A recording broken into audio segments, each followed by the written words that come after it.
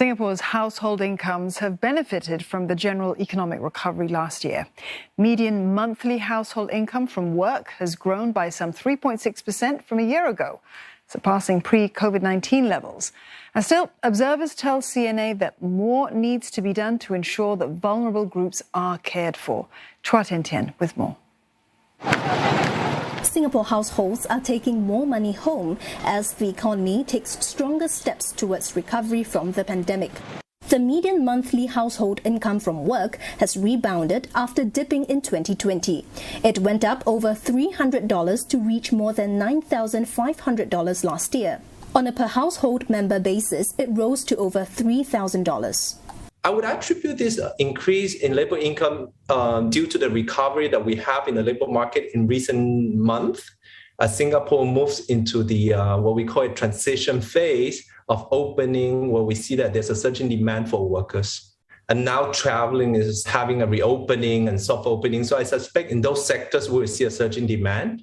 Almost all income groups saw a rise in real average household income, except for Singapore's top earners. They saw their real income fall by 1.1%.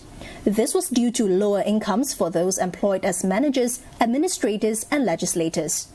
The wealth gap has also narrowed. The Gini coefficient, a measure of income inequality, declined to its second lowest level since 2000. It slipped to 0.386 with the help of government transfers and taxes. Each resident household member had received nearly $5,100 on average in government transfers last year. However, this was less than the average of about $6,300 in 2020. As some one-off schemes to cope with COVID-19 had ceased. Still, observers tell CNA that more needs to be done. Technology tends to favour high-skilled workers relative to a lower-skilled worker. And this is a force that is really hard to mitigate. This is why the workers' training programs and how we design our educational programs are so important to mitigate the effect of technological progress on income inequality.